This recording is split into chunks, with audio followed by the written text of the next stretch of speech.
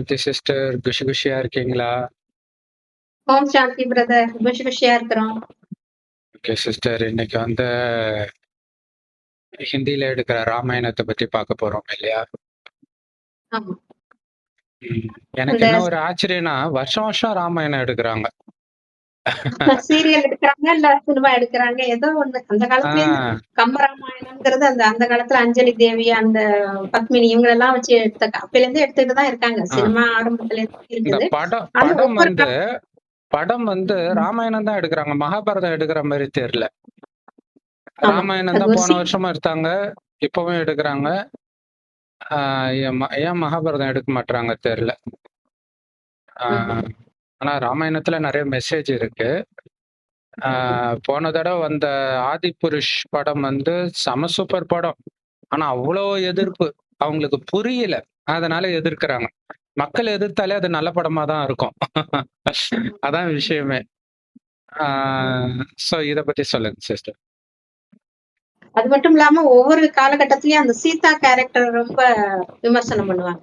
சீதா ராமாயணத்துல ஒரிஜினல் ராமாயணம் எழுதியிருக்காங்களே வால்மீகி கம்பராமாயணம். அதுலயுமே சீதா வந்து கஷ்டப்படுற கேரக்டரா தான் இருக்கும். ஆமா. இப்ப படத்துலயோ சீரியலோ நடிக்கிற அந்த சீதா கேரக்டர், அந்த நடிக்கிறாங்களே அந்த நடிகையுமே விமர்சனத்துக்குள்ளாகுறாங்க. அது ம். சீதான்னு வந்தாலே அது ஒரு தலையெழுத்து மாதிரி அவங்களுக்கு ஆயிட்டுதான் என்னமோ. கரெக்ட். ஆக்சுவலா ஆஹ் ஒருத்தவங்க சொன்னாங்க. ஆ, சீதான்னு பேரு வச்சாலே அந்த பொண்ணு வந்து புருஷனோட வாழாதாம். அந்த கஷ்டப்படுவாங்களாம். ராமாயணத்துல இருக்கிற மாரி. இன்னைக்கு எல்லாருமே ஆமா, பிரிஞ்சு போறாங்க. அது வேற விஷயம். இன்னைக்கு எல்லாரும் சீதை ஆயிட்டாங்க. ஆமா. ம். அஹ் சொல்லுங்க அது சிஸ்டர்.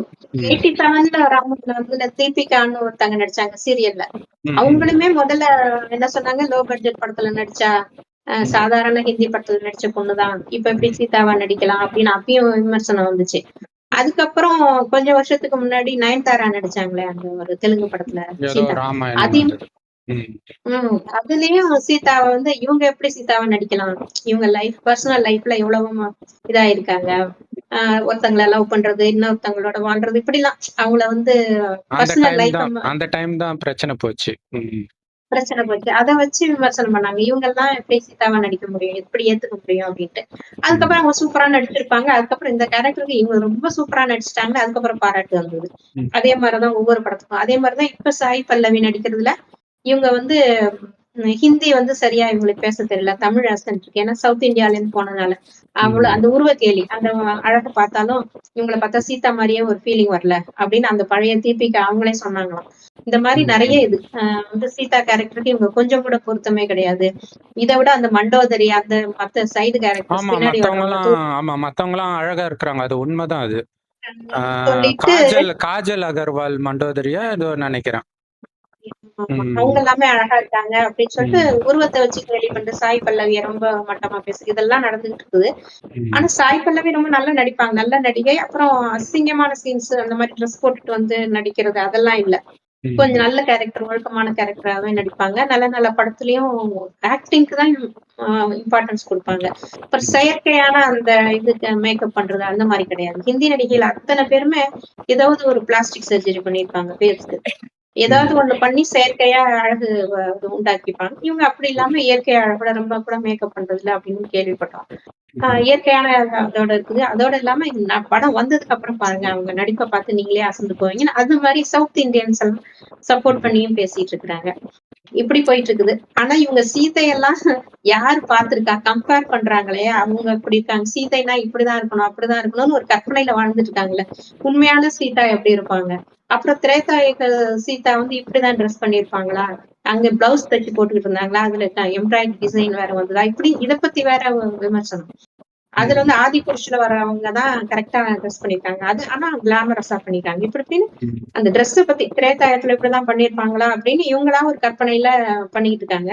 ஆனா உண்மையான சீதான்னு பார்க்கும்போது இந்த கம்பராமாயணத்துல வர்ற சீதா கிடையாது. சீதான்னு ஒருத்தவங்க உண்மையில இருந்தாங்க. நம்ம இதுக்கு கடவுள் சொல்றபடி பார்க்கும்போது, இந்த ராமர் சீதா ஆட்சி காலம் 12 ஜெனரேஷனா அது நடந்துட்டு இருந்தது. ஆனா அவங்க எப்படி இருப்பாங்கன்னா, இப்ப இருக்கிற எந்த நடிகை, இப்ப இருக்கிற எந்த மனுஷிய விடவுமே பெட்டரா கம்பேர் இருப்பாரு. பண்ணணும். ரொம்ப பெஸ்ட்டா இருப்பாங்க. கம்பேர் பண்ணவே முடியாது. இப்ப இருக்கிற கலியுகத்துல உள்ள மனுஷர்களோட, மனுஷிகளோட கம்பேர் பண்ணவே முடியாத அளவுக்கு அழகா இருப்பாங்க. அது வந்து நம்ம படத்துல தான் வரைஞ்சதெல்லாம் நம்ம பார்த்திருக்கோம் ராமர் சீதான்னு. வரைஞ்சது கூட சுமார்ன்னு தான் சொல்ல முடியும். சிலைகள்ல இருக்கிறது கூட சுமார்ன்னு தான் சொல்ல முடியும். அத விட ரொம்ப பெட்டரா இருப்பாங்க அப்படின்னு சொல்லிட்டு நம்ம நாலேட்ஜ்ல சொல்லியிருக்காரு. கடவுள் சொல்லியிருக்காரு. அதுபடி பார்க்கும்போது இந்த ராமாயணம், மகாபாரதம் எல்லாமே ஒரு காவியம் கதைகள் தான். 12ஆம் நூற்றாண்டுல வால்மீகி எழுதினாரு. அவர் வந்து ஒரு 7 காண்டத்த எழுதினாரு. உத்தர காண்டம்ங்கிறது கடைசியா வரும். அவங்களோட லைஃப் கடைசியில எப்படி இருந்தது? ராமர் சீதாவோடது. அப்புறம் ரொம்ப கஷ்டப்பட்டு கடைசி நேரத்துல பொறுமை இழந்து நானே போறேன். பூமாதேவியோட போய் சேர்றேன்னு சொல்லிட்டு பூமி பிளந்து உள்ள போற மாரி காட்டுவாங்க. ஆனா அது நம்ம தமிழ் கம்பராமாயணத்துல அந்த 6 காண்டத்தோட முடிச்சிருவாங்க. பட்டாபிஷேகம் அந்த லவகுசம் அந்த இதோட முடிச்சிருவாங்க. கடைசி நேரம் கஷ்டம் அது மாரி காமிச்சிருக்க மாட்டாங்கன்னு நினைக்கிறேன் கம்பராமாயணம். இது மாரி ஒரு ஒரு காலகட்டத்திலயும் ஒண்ணொண்ணு அந்த மாரி எழுதியிருக்காங்க. அவங்களோட ஆங்கிள் ஆஃப் வியூ அது பார்க்கும்போது சீதை வந்து கொஞ்சம் ட்ரெஸ் நல்லா பண்ணியிருந்தாங்களாம். காவி உடையெல்லாம் தரிசிச்சுட்டு போகலையாம். வால்மீகி ராமாயணத்துல பார்க்கும்போது ராமர்லாம் ஒரு காவி உடையில துறவிமார் தானே போவாரு. ராமர், லட்சுமணர்லாம். ஆனா இவங்களுக்கு வந்து அம்மா வீட்ல இருந்து இந்த நல்ல துணிமணிகள், நகை, அலங்காரத்தோட தான் இருந்தாங்களாம். குடுத்து அனுப்பிச்சிருந்தாங்களாம் அவங்க வந்து. இல்ல புகுந்த வீட்ல இருந்து குடுத்து அனுப்பிச்சிருந்தாங்களாம். ஜனகர் வீட்ல இருந்து இல்ல. புகுந்த வீட்ல இருந்து குடுத்து அனுப்பிச்சிருந்தாங்க. அதனாலதான் ராவணன் கடத்திட்டு போகும்போது ஒரு ஒரு நகையா கீழ போட்டே போவாங்களாம். ராமருக்கு அடையாளம் தெரியுது. அப்ப அவ்வளவு நகை போட்டுருக்காங்க இல்லையா? அவங்க ஒண்ணும் காவி உடை போட்டு இந்த மாதிரி பிளவுஸ் எல்லாம் போட்டுட்டு அப்படிலாம் கிடையாது. இப்படி ராமாயணமே விதவிதமா எழுதி வச்சிருக்காங்க. வால்மீகி ஒரு மாதிரி, கம்பர் ஒரு மாதிரி. அப்ப அதுல இருந்தே நமக்கு தெரியுது இதெல்லாம் அவங்களோட வியூ, அவங்களோட பாயிண்ட் ஆஃப் வியூல கதைகள் தான் எழுதியிருக்காங்க. உண்மை அது கிடையாது. 12ஆம் நூற்றாண்டுல தான் எழுதப்பட்டது. உண்மையான நடந்தது எப்போ நடந்தது ராமாயணம் அப்படிங்கிறது யாருக்குமே தெரியாது. இப்ப வந்து நமக்கு வந்து இந்த ஞானம் கிடைச்சதுக்கு அப்புறம் தான் நமக்கு தெரியுது ராமாயணம்னா என்ன, மகாபாரதம்னா என்ன, எதுக்கு இந்த சீதைகள்லாம் இவ்வளவு கஷ்டப்படுறாங்க, யாரு சீதைனா யாரு, ராவணன்னா யாரு அப்படிங்கறது சொல்ல வேண்டியது நம்ம கடமையா இருக்கு. சர்ச்சைகள் கண்ணா பின்னான்னு பேசிட்டு இருக்கிறாங்க ராமாயணத்தை பத்தி. ஆனா உண்மையை நம்ம தான் எடுத்து சொல்ல முடியும் மக்களுக்கு. இது வந்து கடவுளோட ஞானம். அது வந்து ஒருத்தர் மூலமா கிடைக்கிறதுனால நம்ம கரெக்டா எது சத்தியம் அப்படிங்கறத மட்டும்தான் நம்ம பேசிட்டு இருக்கோம். அத பத்தி பேசணும்னா நம்ம இந்த திரேதாயுகத்துல வந்து ராமர் சீதை இருந்தது உண்மைதான். ஆனா அங்க எந்த ராவணனும் கிடையாது. இந்த மாதிரி கெட்ட புத்தி உள்ள மனுஷர்கள் யாருமே கிடையாது. கடத்தி கொண்டு போய் ராஜாவோட மனைவியை கடத்தி கொண்டு போற அளவுக்கு அந்த மாதிரி கீழ்த்தரமான புத்தி யாருக்குமே கிடையாது. ரொம்ப சந்தோஷமா வாழ்ந்தாங்க ராமர் சீதைனா.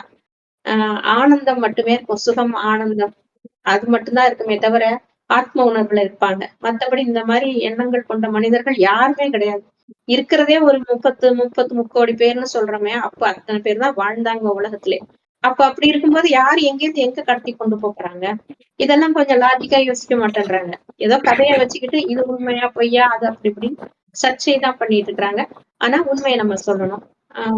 சொல்லுங்க பிரதர். அது ராமர் ஆக்சுவலா சீதை ஒரிஜினல் ராமாயணம் எடுத்தா, அதாவது ஒரிஜினல் ராமர் சீதையுடைய கதையை எடுத்தா யாருமே தியேட்டர்ல உட்கார மாட்டாங்க. ஏன்னா இவங்க நினைக்கிற மாதிரி எதுவுமே ட்விஸ்ட் எல்லாம் வராது. அது எப்படி இருக்கும்னா அவத்தார் மாதிரி இருக்கும். அவத்தார் வந்து அந்த தண்ணிக்கு அடியில அந்த காட்டுல அப்படியே விதவிதமா அப்படியே மெய் மறந்து பாக்குற மாதிரி எல்லாம் இருந்துச்சு இல்லையா? அது ஃபுல்லாவே அப்படிதான் இருக்கும். ஃபர்ஸ்ட் பார்த்து சந்தோஷமா இருப்பாங்களே அந்த மாதிரி சந்தோஷமா தான் இருப்பாங்க. அப்படிதான் ஃபுல்லாவே இருக்கும். அதுல கூட ஏதோ கடைசியில ஏதோ வில்லன் இதெல்லாம் வரும் இல்லையா? எதுவுமே நடக்காது. அவங்க சந்தோஷமா இருப்பாங்க. பட் பாக்குறதுக்கு நமக்கு போர் அடிக்கும். நமக்கு தான் எப்பவுமே வில்லன் இருக்கணும், ட்விஸ்ட் இருக்கணும், ட்விஸ்ட் இல்லைன்னா ஓடாது. இந்த மாதிரிலாம் இருக்கும். அங்க ட்விஸ்ட் இருக்காது, ஃபைட் இருக்காது. எல்லாத்துக்கும் மேல ராமர் தோல்ல வந்து வில்லு அம்பு இருக்காது. ஏன்னா இன்னைக்கு நம்ம கோயில்ல வில்லம்பு இருந்தாதான் ராமர்னே நினைக்கிறோம். அங்க தோல்ல வில்லம்பும் இருக்காது. அதே மாதிரி வெற்றுடலோட ராமரோ எந்த தேவதைகளுமே இருக்க மாட்டாங்க. இங்க எல்லாமே வந்து அரை பாதி தானே ட்ரெஸ் போட்டிருக்கிறாங்க இல்லையா? இடுப்பு கீழே தான் ட்ரெஸ் போட்டிருக்கிறாங்க. மேல் பாதி வந்து பாத்தீங்கன்னா ட்ரெஸ் இல்லாம தான் இருக்கிறாங்க. நம்ம கும்பிடுற தெய்வங்கள்ல அப்படி இருக்குது. ஆனா ஒரிஜினலா இருக்கும்போது எப்படி இருப்பாங்கன்னா, இந்த சாய் பல்லவி ஒரு சீன் அப்படி காட்டியிருந்தாங்க. அப்படியே உடம்பு ஃபுல்லா நகையா இருந்து அப்படிதான் இருப்பாங்களே எல்லாருமே. அங்க இருக்கக்கூடிய மகாராஜா மகாராணி மட்டும் இல்ல, வேலைக்காரன் வேலைக்காரியே அப்படிதான் இருப்பாங்க. ஏன்னா அவ்வளவு செல்வமிக்கதாக பாரதம் இருந்தது திரேதாயுகத்துல. ஆனா அதை விட வளமாக அதுக்கு முந்தைய யுகம் இருந்துச்சு, சத்யுகம். அங்கதான் லக்ஷ்மி நாராயணன் ஆண்டாங்க. ஆனா இந்த ராமாயணம் மகாபாரதம் வந்து திரேதாயுகத்துல நடக்கல. ஆனால் ஒரு காலத்துல நடக்குது. அது எந்த காலம் அப்படிங்கிறது வந்து அதை பார்த்தாலே நமக்கு தெரியும். இன்னொருத்தர் மனைவியை ஆசைப்பட்டு கவர்ந்து போறது எந்த காலம்? இப்பதான் நடக்குது. சர்வசாதாரணமா நடக்குது. கவர்மெண்ட்டே அது தப்பு இல்லன்னு ரூல்ஸ் வேற பாஸ் பண்ணிருச்சு. இல்லையா? அது இப்ப நடக்கிற விஷயம் அது. எப்பவோ நடந்த விஷயம் கிடையாது. இப்ப நடக்கிற விஷயம். அதனால ஆ இப்ப சாய் பல்லவி அந்த கேரக்டருக்கு ஒத்து வருவாங்களான்னும்போது, அவங்களுக்கு ஒத்து வர மாட்றாங்க போல இருக்கு. ஏன்னா இப்ப இருக்கிற சீதைலாம் அப்படி இல்ல. இல்லையா? இப்ப இருக்கிறவங்கலாம் வேற மாடர்ன் ட்ரெஸ்ல எல்லாம் இருக்கிறாங்க. அதனால அவங்களுக்கு புடிக்கல போல இருக்குது. இன்னொன்னு என்ன, அதுல நெறைய சீக்ரெட் இருக்கு. அதுல ஒரு சீனும் சீக்ரெட் தான். ஃபர்ஸ்ட் அவங்க ராமர் பிறக்கிறதே வந்து பாத்தீங்கன்னா, பாயாசம் குடிச்ச உடனே கருத்தரிக்கிறாங்க. அப்படின்னா என்னன்னா, அதோடைய ரகசியம் என்னன்னா, காமத்தினால் பிறந்தவர்கள் கிடையாது. நம்ம படிக்கிற எந்த புராணத்துல உள்ள கதையில் உள்ளவர்களும். அப்ப எப்படி பிறந்தாங்க? அப்படின்னா, காமத்தினாலயும் பிறக்கல, கர்ப்பத்திலயும் பிறக்கல. ஆனா சத்தியுகத்துல வந்து காமத்தினால பிறக்க மாட்டாங்க. திரேதாயுகத்திலயும் காமத்தினால பிறக்க மாட்டாங்க. அதனால தான் அவங்கள நம்ம கோயில் கட்டி கும்பிடுறோம். சத்தியுகம், திரேதாயுகம். இது முதல் 2500 வருஷம். அடுத்த 2500 வருஷம் தான் இந்த பூமி நரகமாகுது. துவாபரயுகம், கலியுகம். இங்க தான் காமம் வருது. சோ இங்க சத்தியுகம், திரேதாயுகம் தான் சொர்க்கம். அங்க காமத்துல பிறக்காட்டினா கூட தாயின் கர்ப்பத்துல தான் பிறப்பாங்க. ஆனா சீதை தாயின் கர்ப்பத்துல புராண கதையில வரவங்கலாம் தாயின் கர்ப்பத்துல பிறந்திருக்க மாட்டாங்க. இல்லையா? அப்ப இவங்க எப்படி பிறக்குறாங்க? பாண்டவர்களும் தாயின் கர்ப்பத்துல பிறக்கல. சீதையும் தாயின் கர்ப்பத்துல பிறக்கல. திரௌபதியும் தாயின் கர்ப்பத்துல பிறக்கல. இப்ப இவங்கலாம் எப்படி பிறக்குறாங்க அப்படின்னா, ஒரு மந்திரம் மாதிரி காட்டுவாங்க. மண்ணுல இருந்து சீதை பிறந்தாங்க.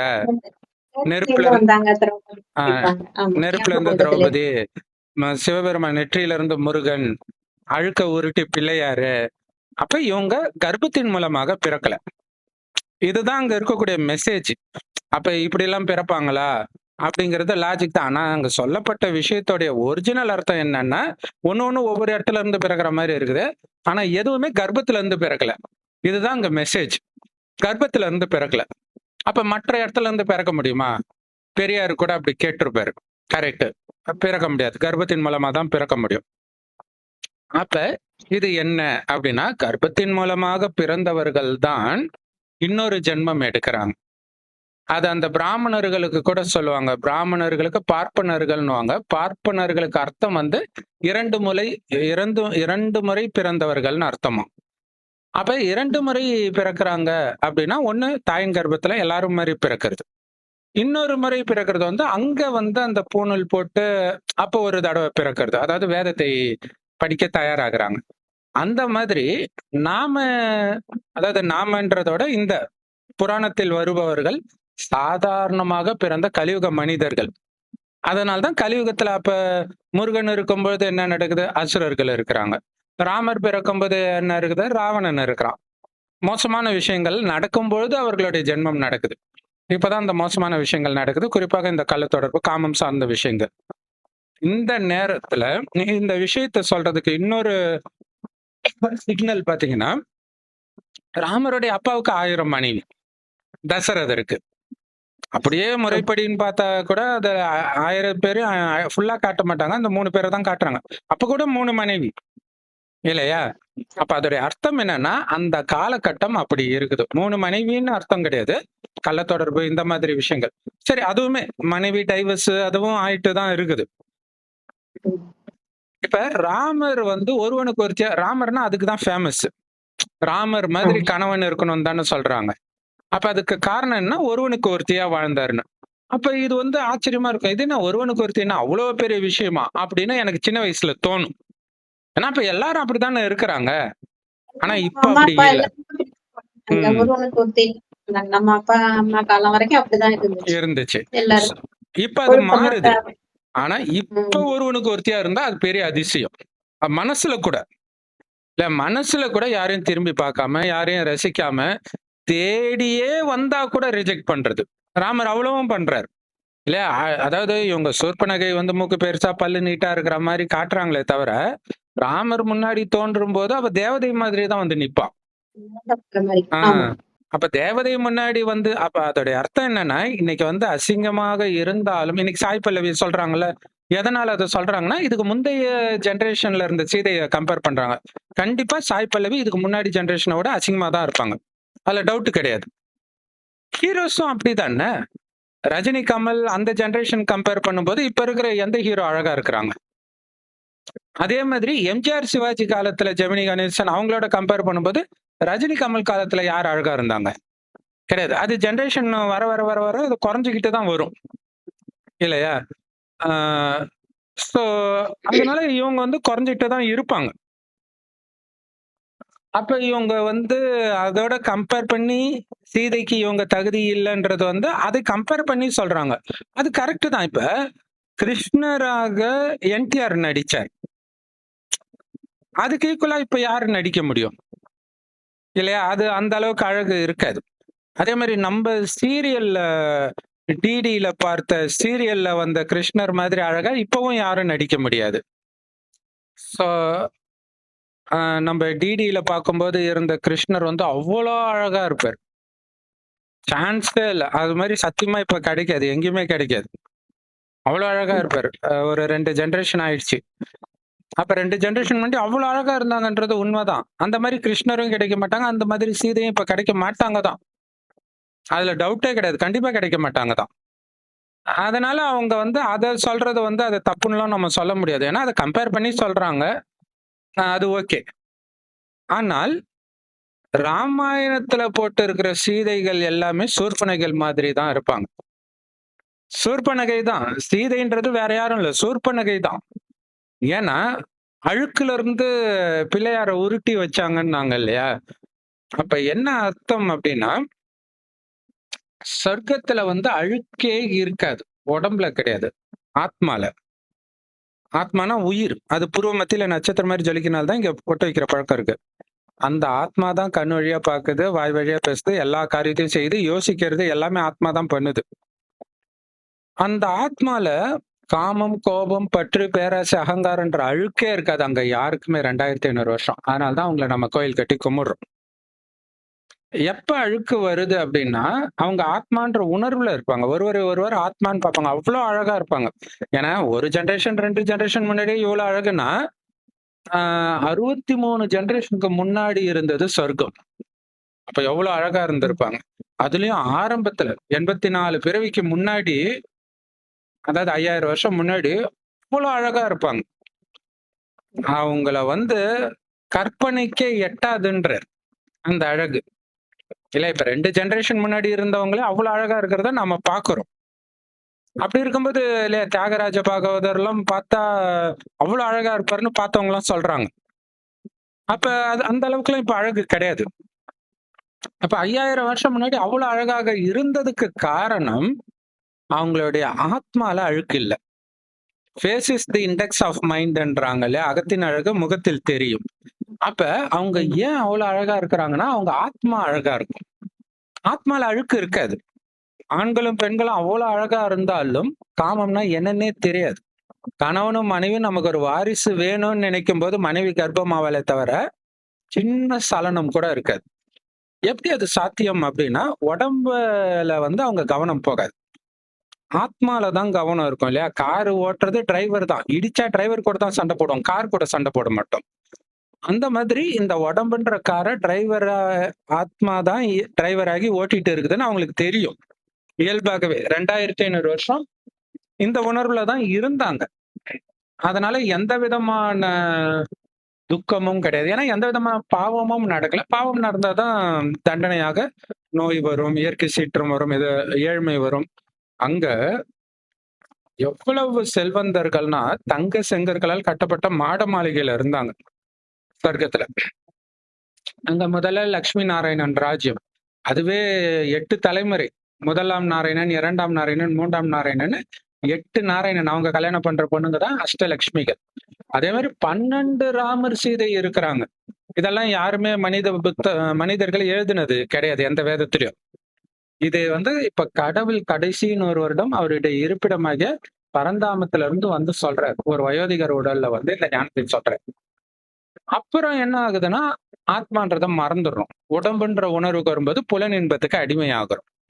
அப்பதான் காமம், கோபம், பற்று, பேராசை, அகங்காரம் எல்லாமே அப்படியே கொஞ்சம் கொஞ்சம் கொஞ்சமா அதிகமாகி, அதுக்காக கொலை பண்ற அளவுக்கு போயிடுச்சு. இன்னைக்கு உலகம் அப்படி ஆயிடுச்சு. காமத்துக்காக கொலை பண்றது, சின்ன சின்ன விஷயத்துக்கு கோபம் வந்தா கொலை பண்றது, எல்லாமே நடந்துட்டு இருக்கிறத பார்க்கிறோம்.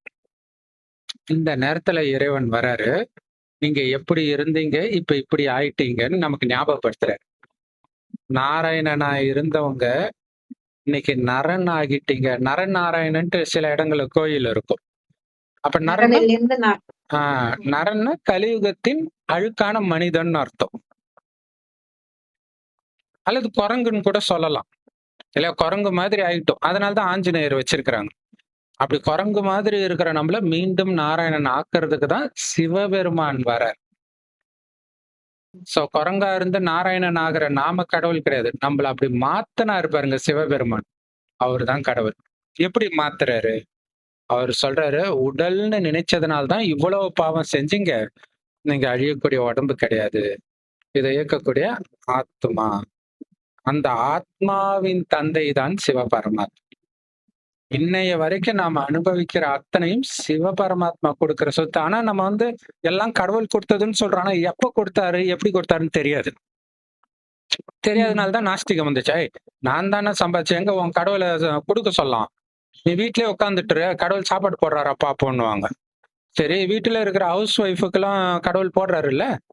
எப்படி போடுறாரு?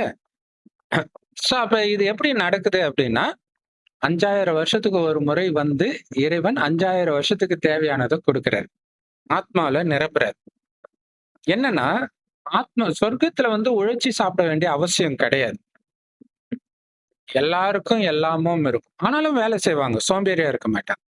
அவங்கவங்க ராஜ குடும்பத்துல பிறந்தவங்க ராஜாவா இருப்பாங்க. அது மாதிரி ஒரு ஒரு குடும்பத்துல பிறந்தவங்க அந்தந்த தொழிலை பண்ணுவாங்க. ஆனா அந்த குடும்பத்துல பிறந்ததுனால செய்யறாங்களே தவிர காசுக்காக பண்ணல. ஏன்னா எல்லார்கிட்டயும் எல்லாமே இருக்கும். அப்ப நான் ஏன் பண்ணணும்? அந்த மாதிரி எண்ணமே இருக்காது. சோ அதனாலதான் சொர்க்கம். இங்க உடல்ன்ற உணர்வு வரும்போது கொஞ்சம் கொஞ்சமா இந்த விகார உணர்வுகள் வருது.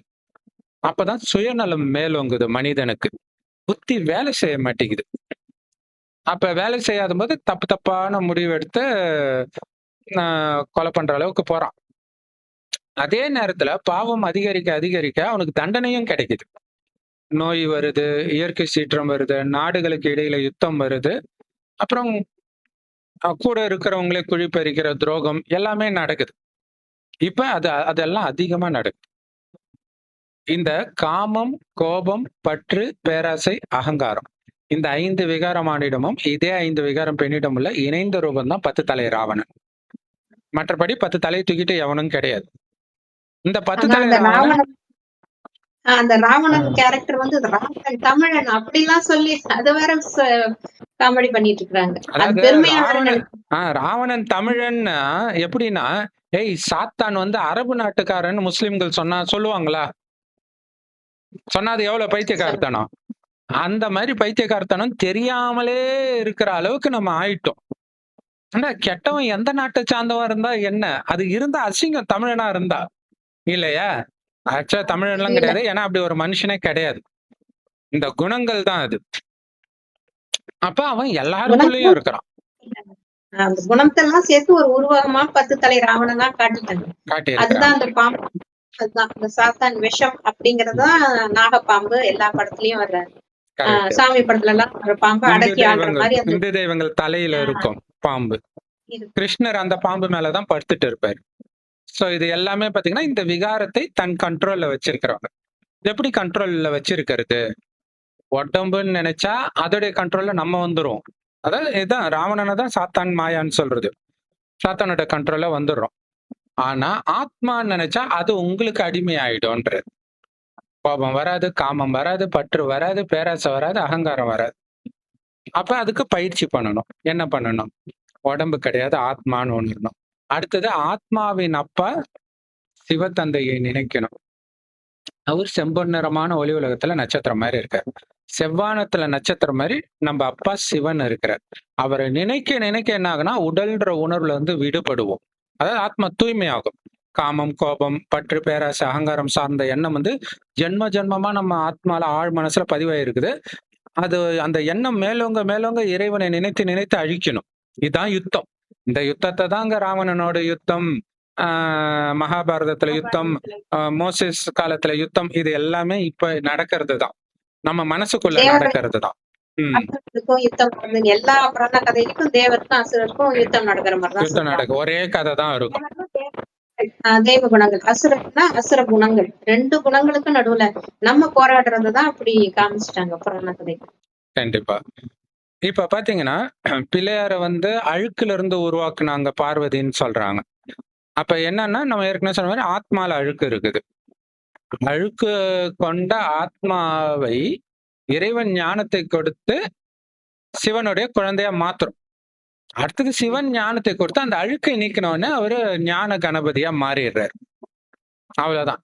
இதே விஷயம்தான் அழுக்குல இருந்து உருவானதா காட்டிட்டாங்களா? இங்க ஆதாமியாவல் பாத்தீங்கன்னா மண்ணுல இருந்து உருவானதா காட்டுவாங்க. ஆதாம மண்ணுல இருந்து உருவாக்குனார்.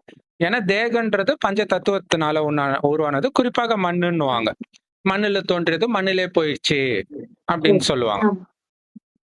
அப்படி மண்ணுல இருந்துதான் சீதை தோன்றுவதாக காட்டுறதுடைய அர்த்தம், தேகம்ன்ற உணர்வு கொண்டவர்கள் சீதைகள். இப்ப நம்மள தேகம் இல்ல ஆத்மான்ற உணர்வுக்கு எடுத்துட்டு வரணும். இப்ப ராமருக்கும் இந்த ஞானம் கொடுக்கப்படுது, சீதைக்கும் கொடுக்கப்படுது அப்படிங்கிற விஷயம் ராமாயணத்துல சொல்லப்படல. அதான் பிரச்சனை. ஆனா ராமருடைய அப்பா கேட்பாரு, ராமருக்கு மட்டும் இதெல்லாம் யார் சொல்லி கொடுக்கறா? இவ்வளவு புத்திசாலித்தனமா முடிவு எடுக்கிறாரு அப்படின்னு கேட்பாங்க. இப்ப குறிப்பாக பாத்தீங்கன்னா ராமருக்கும் சீதைக்கும் திருமணம் ஆகுது. ஆன உடனே ராஜ்யம் காணாம போயிடுது. அப்படின்னா என்ன அர்த்தம்னா காமத்துல விழுறாங்க. ஏன்னா இங்க வந்து ராஜ்யத்தை எப்ப இறைவனுடைய குழந்தை ஆணுமோ அப்பவே நம்ம ராஜ்யத்தை அடைவதற்கு தகுதி பெற்று விட்டோம்.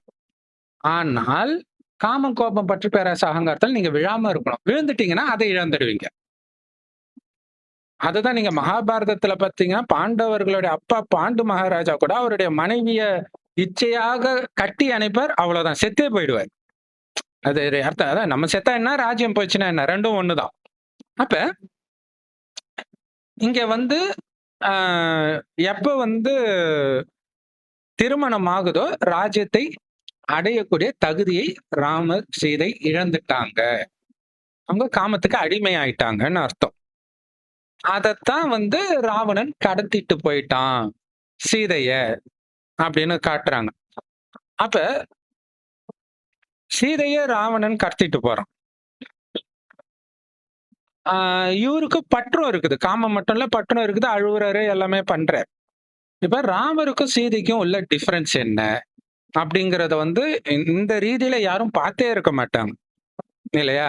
அப்ப மனைவியோட ஒரு இடத்துக்கு தனியா போறவன் கூட தம்பியையும் கூட்டு போவான் இல்ல. இன்னைய வரைக்கும் அப்படி கிடையாது. எங்கேயுமே தம்பியை கூட்டு போக மாட்டாங்க. வேணா மனைவியோடைய தம்பியை வேணா கூட அழிச்சிட்டு வருவாங்களே தவிர தன்னுடைய தம்பியை அழிச்சிட்டு தனி கொடுத்தனும் போவானா எவனாவது? அப்ப இதோடைய அர்த்தம் என்னன்னா, உடல்னு நினைத்தால்தான் கணவன் மனைவி ஆண் பெண் எல்லாம். ஆத்மா நினைச்சா சகோதரன் மட்டுமே, சகோதரி கூட கிடையாது. உடம்புதான் ஆண் பெண்ணா இருக்கிறது, ஆத்மா எல்லாமே ஆண் தான். அப்ப லட்சியம் என்னன்னா சீதையை சகோதரனாக பார்க்கணும். ஆத்மான்ற உணர்வு இருந்தா பார்க்க முடியும், அதுதான் லட்சியம். அப்ப இவரு முயற்சி பண்றாரு, தோக்குறாரு. அதுதான் சீதையை கடத்திட்டு போயிட்டாங்க அப்படின்னு காட்டுறான். அப்ப ராவணனோடு யுத்தம் நடக்கும்போது அந்த ராவணன் குடும்பத்தோடு யுத்தம் நடக்குது. அதுல ஒரு தடவை பாத்தீங்கன்னா ஏதோ நாகபாஷணமோ ஏதோ ஒரு அம்பு விடுவாங்க. மேகநாதனா யாரோ ஒருத்தவங்க விடுவாங்க. விடும்போது ராமரையும் லக்ஷ்மணனையும் சேர்த்து பிணைச்சுக்கும், பாம்பு மாதிரி வந்தது. அப்ப இதோட அர்த்தம் என்னன்னா காமத்தில், அதாவது சகோதர உணர்வுல இருந்து மீண்டும் அது காமத்துக்கு அழிச்சிட்டு வருது. அதனாலதான் காம மகா எதிரின்றது. இது கணவன் மனைவிக்கு இடையில நடக்கிற போராட்டம், இது வேற ஒண்ணும் கிடையாது.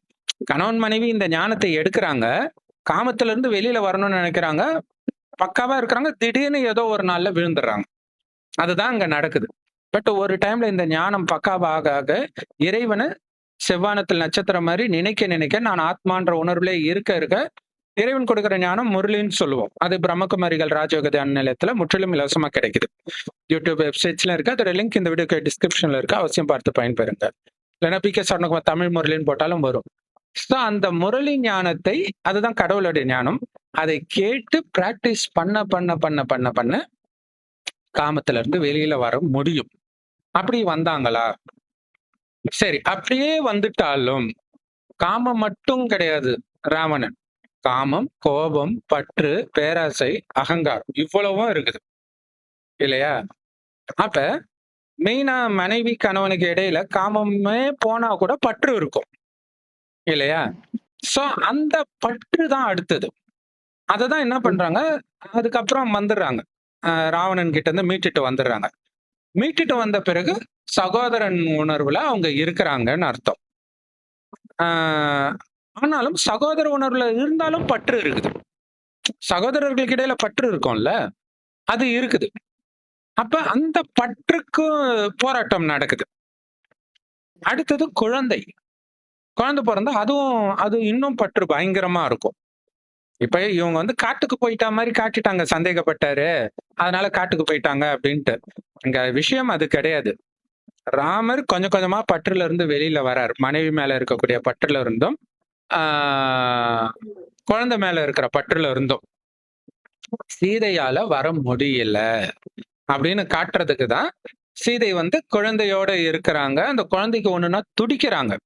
குழந்தை லேட்டா வராங்க, ஒரு தடவை துடிக்கிறாங்க இவங்க. அதே மாதிரி கடைசியில பாத்தீங்கன்னா சீதை உண்மையிலே ஃபெயில் ஆயிடுறாங்க. அதுதான் திரும்ப மண்ணுக்குள்ளே போயிடுறாங்கன்னு காட்டுறாங்க. தேக உணர்வுல இருந்து அவங்க வரல, தேக உணர்வுல இருந்து விடுபடல. அப்ப மண்ணுல இருந்து தோன்றியவர்கள் மீண்டும் மண்ணுக்கே போயிடுறாங்க. அது காட்டுறதுக்கு புனிதமா பூமாதேவி அப்படி இப்படின்னு நம்ம பாத்துக்கிறோம். ஆக்சுவலா அந்த சீதையே சொல்லுவாங்க, அந்த ராமர் வந்து சந்தேகப்பட்டு அக்னி பரீட்சை வைக்கும்போது ஒரு சீதை எரிஞ்சிட்டாங்கன்னு சொல்லுவாங்க. ஒரு சீதை தான் வெளில வந்தாங்க. அப்ப என்ன, அது 2 விதமானவர்கள். இந்த இறைவனுடைய குழந்தைங்க ஒரு சிலர் வெளியில வந்துடுறாங்க, காமத்துல இருந்து தப்பிச்சு. ஒரு சிலர் காமம்ன்ற நெருப்புல எரிஞ்சிடுறாங்க. இதான் விஷயம் அங்க. அது என்னன்னா, காமத்துல இருந்து நான் வெளியில வர்றேன் இறைவன் நினைவுல இருந்து, அப்படிங்கறது தான் அர்த்தம். அப்ப அங்க சீதை வந்து தோத்துறாங்க. இப்ப ராமரை எடுத்துக்கிட்டோம் அப்படின்னா, ராமருக்கு ஓகே, முதல்ல காமத்துல விழறாரு, பற்று இருக்குது, எல்லாமே இருக்கதான் செய்யுது. அப்பா மேல பற்று இருக்குது. ராமருக்கு ஃபர்ஸ்ட் அப்பா மேலே பற்று இருக்கு பயங்கரமா. அப்ப அந்த அப்பா மேல உள்ள பற்றை விட்டாலும் காமத்துல இருந்து அவரால வெளில வர முடியல. அப்பா அடிச்சு துரத்துறாரு இல்லையா? சின்ன பொண்டாட்டி பேச்சை கேட்டு அடிச்சு துரத்துறாரு. ஆனா அதுல கேட்கும்போது வேற மாதிரி காட்டி இருப்பாங்க. உண்மையான விஷயம் என்னன்னா அடிச்சு துரத்துறாரு தான். அப்ப அடிச்சு துரத்துனா பற்று போயிடும். அது ஒண்ணு இருக்குது. ஒண்ணு நீங்களா பற்று விடணும், இல்லைன்னா அவங்க அடிச்சு துரத்துனாங்கன்னா சி இவங்க மேல நம்ம அன்பு வச்சோன்னா ஒரு வைராக்கியம் வரும். அதான் அங்க நடக்குது. அப்ப அப்பா அம்மா மேல உள்ள பற்று அங்க கட் ஆகுது, வலுக்கட்டாயமாக. இருந்தாலும் மனைவி மேல இருக்கிறது இருக்குது இல்லையா? அதுக்கப்புறம் சீதையை மீட்டுட்டு வந்த பிறகு மறுபடியும் போறதோடைய அர்த்தம் என்னன்னா, மனைவி மேல இருக்கக்கூடிய பற்ற அவர் சாரி காமத்தை வென்றுட்டார். பற்று இருக்குது, காமத்தை வென்றுட்டார். அப்ப இவரு கூட லக்ஷ்மணன் மட்டும் இருக்கிறான், மனைவி இல்ல. அப்படின்னா என்ன அர்த்தம்? சகோதரனா ஆக்கிட்டாருன்னு அர்த்தம் மனைவிய. இப்ப அந்த பற்று எப்ப ஜெயிக்கிறாரு அப்படின்னா, கடைசியில யமதர்மன் வரான். ஒரு முனிவர் வேஷத்துல வராரு. வரும்பொழுது நான் உங்ககிட்ட தனியா பேசணும்ன்றாரு. அப்ப லக்ஷ்மணன் இருக்கிறாரு. அப்ப ராமர் சொல்றாரு, லக்ஷ்மணன் யாரும் வராம பாத்துக்கோ அப்படின்ட்டு. அப்ப யமதர்மன் சொல்ற, அப்படி யாராவது வந்தா நீ மரண தண்டனை கொடுக்கணும்ன்ற. சரின்றார். அப்ப அந்த நேரம் பார்த்து துர்வாச முனிவர் வரார். அவரு ரொம்ப கோபக்காரர் இல்லையா? கொஞ்சம் வெயிட் பண்ணுங்கன்னு லக்ஷ்மணன் சொல்றாரு. என்னையே வெயிட் பண்ண சொல்லிட்டியான்னும் பொழுது அப்ப இவர் யோசிச்சு பாக்குறாரு. நம்ம போனா சரி, நம்ம செத்தா பரவாயில்ல, அவன் வந்து ராஜ்யத்துக்கே சாபம் கொடுக்கலாம், அல்லது ராமருக்கு சாபம் கொடுக்கறான்னு நினைக்கிறான். அது இருக்கக்கூடாது அப்படின்ட்டு இவரை வந்துடுறாரு நடுவுல.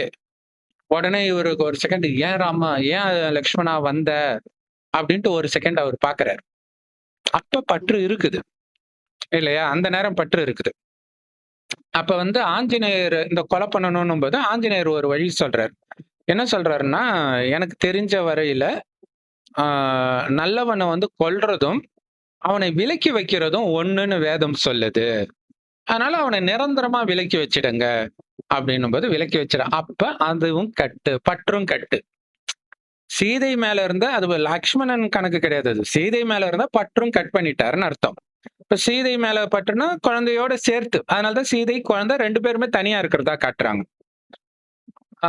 இன்னும் கேட்டா ராமருக்கு தெரியும் அந்த குழந்தைங்க வரும்போது ஒரு டைம்க்கு அப்புறம் தெரிஞ்சு இது என்னோட குழந்தைங்கன்ட்டு.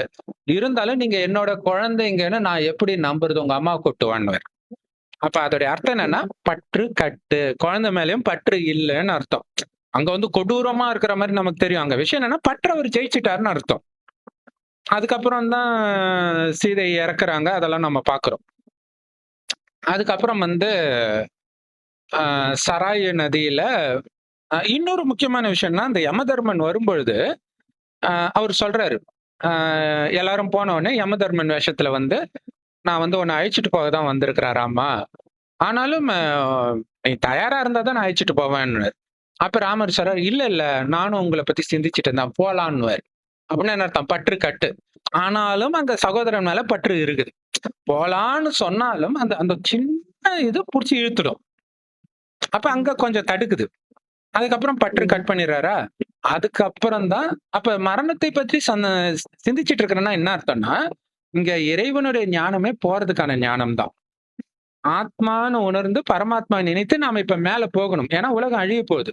மேல போயிட்டு தான் நம்ம சொர்க்கத்துக்கு வருவோம். இதே பூமி சொர்க்கமாக மாறும். அப்ப போறதுக்கு தயாரா இருக்கணும்னா இங்க இருக்கிற எதன் மீதும் பற்று இருக்கக்கூடாது. மனிதர்கள் மீதோ, உணவுப் பொருட்கள் மீதோ, பறவைகள், விலங்குகள் எதன் மீதும் பற்று இருக்கக்கூடாது. கலியுகம் சம்பந்தப்பட்ட எதுவும் மீதும் பற்று இருக்கக்கூடாது. இருந்துச்சுன்னா மறுபடியும் இங்கே பிறந்துரும். அதான் பிரச்சனை. அப்படி இல்லாம தப்பிச்சு மேல போகணும். அததான் அவர் வந்து சராயு நதியில மூழ்கி முக்தி அடைஞ்சாருன்னு காட்டுறாங்க. இப்ப நதியில மூழ்கினா மேல போக முடியுமானா அது என்னன்னா ஞானத்தை அப்படி சொல்றாங்க. இறைவன் ஞானத்திலே மூழ்கி இருக்காரு. நான் மரணத்தை பற்றி நினைக்கிறேன்னா என்ன அர்த்தம்? போறதுக்கு அவர் தயாரா இருக்கிறார். ராமர் சிவபெருமான் நினைவிலே இருந்து. சீதையும் சிவனை தான் நினைச்சிட்டு இருப்பாங்க. சீதை தனியா இருக்கும் பொழுது சிவலிங்கத்துக்கு பூஜை பண்ணிக்கிட்டே இருப்பாங்க. ராமரும் சிவனை பற்றி பேசுவார். பூஜை பண்ணிட்டு இருப்பாங்க. இவருமே அதுக்கப்புறமே மீட்டுட்டு வந்து குழந்தையோட போன பிறகும் சிவனை கிட்ட தான் பேசிட்டு இருப்பாங்க. அப்ப ராமர் கடவுள்னா எதுக்கு சிவன் கிட்ட பேசிட்டு இருக்கிறாங்க இல்லையா? அதே மாதிரி ராமருமே பல தடவை சிவனை மகிமை பாடிட்டு இருப்பார். அப்ப என்னன்னா சிவனுடைய நினைவிலே இருந்து இவரு தப்பிச்சு மேல போயிடுறாரு. சீதை மாட்டிக்கிறாங்க. அதான் விஷயம். கணவன் போயிடுறான், மனைவி மாட்டிக்கிறாங்க. ஏன்னா எல்லாரும் ஒன்னா போயிடுவாங்கன்னு அர்த்தம் கிடையாது. அவங்கவுங்க முயற்சிக்கு ஏற்ப. பெண்களுக்கு வந்து பற்று தான் மிகப்பெரிய எதிரி. காமத்தை ஜெயிச்சிடுறாங்க, பற்றுல மாட்டிக்கிறாங்க. குழந்தை மேல உள்ள பற்றுல மாட்டிக்கிறாங்க. அந்த எச்சரிக்கை அங்க கொடுக்கப்பட்டு இருக்குது. இதுதான் சீதை. எத்தனை தடவை ராமாயணம் எடுத்தாலும் இந்த செய்தி யாருக்கும் தெரிய போறது கிடையாது. எடுக்கிறவங்களுக்கும் தெரியாது, பாக்குறவங்களுக்கும் தெரியாது, ஏன்னா எழுதினவங்களுக்கும் தெரியாது. அவங்களுக்கு வந்து அந்த தியானத்துல வர காட்சிகளை அப்படியே பதிவு பண்ணிட்டே வராங்க, அவ்வளவுதான். அப்ப வர காட்சிகளையும் இப்ப நடக்கலையே அப்ப உள்ள காஸ்டியூம போட்டு அதுக்குள்ள சேர்த்து எழுதிட்டாங்க. ஏன்னா 12ஆம் நூற்றாண்டுல எழுதப்பட்டது இல்லையா? அப்ப உள்ள அந்த மாதிரி தானே போட்டு எழுதியிருக்க முடியும். அந்த மாதிரி சேர்த்து மொத்தத்துல எழுதிட்டாங்க. ஒரு கலவையா அவங்களுக்கு காட்சி கிடைச்சது என்னன்னா, சொர்க்கத்தில் இருக்கக்கூடிய ராமர், கிருஷ்ணர் இவங்களுடைய உருவம் காட்சி கிடைச்சு இந்த கதைகள் காட்சியா கிடைக்குது. ஆனா பக்கத்து பக்கத்து யுகம் இது இல்லையா? இது வந்து சங்கம யுகம்னு பேரு. கடைசி 100 வருடம். இது எந்த வேதத்திலயும் இருக்காது. ஏன்னா கடவுளை சந்திக்கிற யுகம். கடவுள் வந்து இந்த ஞானத்தை கொடுக்கிறார். ஞானம் சிம்பிள். ஆத்மான்னு வந்து சிவபரமாத்மா நினைவுலேயே அனைத்தையும் மறக்கணும் இல்லையா? நான் ஒரு ஜோதி, என் அப்பா ஒரு ஜோதி. மற்ற எதுவுமே ஞாபகம் இருக்கக்கூடாது. யாரை பார்த்தாலும் அந்த ஆத்மால மட்டும்தான் கண்ணு படணும். இது பயிற்சி பண்ண பண்ணதான் வரும். இப்படி பயிற்சி பண்ணி ராமர் கடைசியில ஜெயிக்கிறாரு, சீதை கடைசியில தோக்குறாங்க. ஆனா கிருஷ்ணர் ஆரம்பத்திலேயே ஜெயிக்கிறார். இதுதான் வித்தியாசம். கிருஷ்ணர் குழந்தையா இருக்கும் போதே ஜெயிக்கிறார். அதான் பாம்பு மேல ஏறி நடனம் ஆடி பாம்பு தலையை உடைக்கிறார். இதுதான் விஷயம். அதனாலதான் கிருஷ்ணர் முதல் யுகத்துல பிறக்கிறார். ஆனா இவங்க தவறுதலாக துவாபர யுகத்துல பிறந்ததாக மகாபாரதத்துல எழுதிட்டாங்க. அவர் சத்தியுகத்தில் பிறந்த முதல் குழந்தை. அவருதான் பெருசாகி திருமணம் ஆகும்போது நாராயணன் அந்த ராஜ பதவி பேர். முதல் நாராயணன் அவரு. ராதை தான் லக்ஷ்மியா ஆகுறாங்க. ஒரே ஜென்மம் தான். மற்றபடி அவதாரம் அதெல்லாம் கிடையாது. அவதாரன்றது கடவுளுக்கு தான் சொல்ல முடியும். கடவுள் ஒருவர் தான், சிவபெருமான் தான். அவரை தான் அல்லாஹ் பரமபிதான்றோம். அவர் ஒரே முறைதான் அவதரிக்கிறார். யுகம் யுகமாலாம் வரல. கடைசியில வர்றாரு. ஏன்னா அப்பதான் உலகம் மோசமா இருக்குது. வந்தவொடனே சூப்பரா சொர்க்கமா மாத்திடுறாரு. சோ இந்த மாதிரி நாம மாறணும். ராமர் மாதிரி, நாராயணன் மாதிரி அப்படின்னா நீங்க பண்ண வேண்டியதெல்லாம் ஆத்மான்னு வந்து சிவபரமாத்மா நினைக்கணும். அவர் கொடுக்கிற ஞானத்தை கேட்கணும். அவ்வளவுதான். ஓம் சாந்தி.